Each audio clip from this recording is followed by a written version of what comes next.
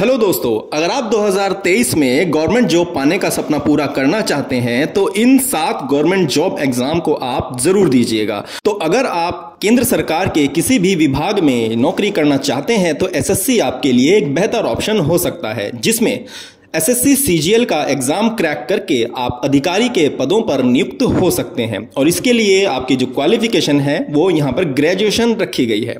Number 2, अगर आप graduate नहीं हैं तो एसएससी में एक और दूसरा ऑप्शन आपके पास है, एसएससी सीएचएसएल का एग्जाम, यानी कि हम 10+2 के नाम से भी इसको जानते हैं। इसका 10+2 का मतलब है आपकी जो क्वालिफिकेशन है इसके लिए 12th होनी चाहिए।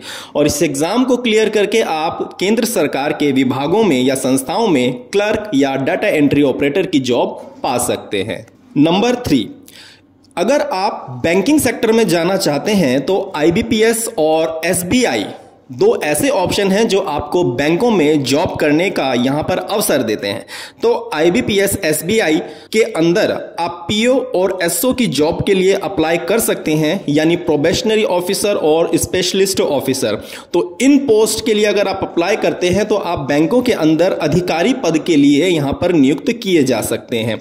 और इसकी जो क्वालिफिकेशन यहां पर रखी गई है वो है ग्रेजुएशन। नंबर 4, बैंकिंग सेक्टर में ही एक दूसरा बेहतर ऑप्शन बहुत सारे कैंडिडेट्स के लिए होता है, क्लर्क पद पर नियुक्त होना। तो आईबीपीएस और एसबीआई जो होता है यहां पर आपको एक अपॉर्चुनिटी देता है यहां पर क्लर्क पद पर भर्ती होने के लिए। और इसके लिए भी आपकी जो क्वालिफिकेशन है वो ग्रेजुएशन होनी चाहिए। नंबर 5, अगर आप सिविल सर्विसेज ज्वाइन करना चाहते हैं तो आपको पता होना चाहिए कि यूपीपीएससी हर साल सिविल सर्विसेज के एग्जाम कंडक्ट करवाता है और उसके आधार पर आईएएस, आईईएस जैसी पोस्ट के लिए वो अधिकारियों की नियुक्ति करता है। अगर आप सिविल सर्विसेज के माध्यम से यहां पर किसी अधिकारी पद के लिए नियुक्त होना चाहते हैं तो आप यहां पर यूपीएससी के द्वारा कंडक्ट कराया जाने वाला सिविल सर्विसेज का एग्जाम दे सकते हैं। और इसके लिए भी जो क्वालिफिकेशन है वो यहां पर ग्रेजुएशन रखी गई है।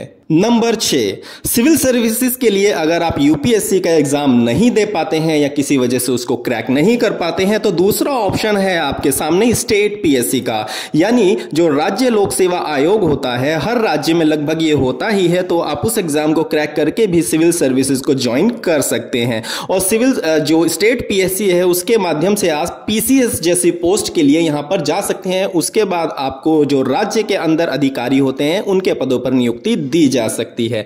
और इसके लिए भी जो आपकी क्वालिफिकेशन होनी चाहिए वो ग्रेजुएशन होनी चाहिए। नंबर 7, अब बात कर लेते हैं डिफेंस सेक्टर की जॉब्स की। तो अगर आप डिफेंस सेक्टर में जाना चाहते हैं तो यूपीएससी के द्वारा एनडीए, सीडीएस और एफकेट जैसे एग्जाम कंडक्ट करवाए जाते हैं, जिनके माध्यम से आप डिफेंस सेक्टर में एक अच्छी पोस्ट पर जा सकते हैं। और यहां पर एनडीए, सीडीएस बहुत ही ज्यादा पॉपुलर है और एफकेट जो है आपका एयरफोर्स के लिए होता है। इनके लिए आप ध्यान रखिएगा, जो आपकी क्वालिफिकेशन होनी चाहिए वो फिजिक्स, केमिस्ट्री, मैथ आपके पास 12th में जरूर होना चाहिए। तो उसके बाद आप अगर इस एग्जाम को क्लियर करते हैं तो आप यहां पर डिफेंस सेक्टर में जा सकते हैं और देश की सेवा करने का भी अपना जो सपना है उसको पूरा कर सकते हैं। यहां पर एक छोटी सी बात आपको और बता देता हूं, जो अपना टेक्निकल डिग्री परस्यू कर रहे हैं ऐसे लोग भी, जैसे कि बीटेक हो गया, ऐसे लोग भी यहां पर इन पोस्ट के लिए अप्लाई कर सकते हैं और इनको क्रैक करके यहां पर केंद्र सरकार के जो डिफेंस सेक्टर है उसमें अपना योगदान दे सकते हैं। अब क्वालिफिकेशन की बात कर लेते हैं। यहां पर 12th से लेके ग्रेजुएशन तक यहां पर आपको जो है क्वालिफिकेशन इसके लिए रखी गई है। As per post, as per exam, यहां पर आपको फॉर्म फिल करते हुए ये सारी चीजें दिख जाएंगी। तो दोस्तों, अगर आप 2023 में अपना सरकारी नौकरी पाने का सपना वाकई में पूरा करना चाहते हैं तो इन एग्जाम में से किसी भी एक को क्लियर करके आप सरकारी नौकरी का सपना अपना पूरा कर सकते हैं। और अगर 2023 में आपने पूरी मेहनत और डेडिकेशन और लगन के साथ अपनी तैयारी की तो 2023 में आपका सिलेक्शन बिल्कुल पक्का है।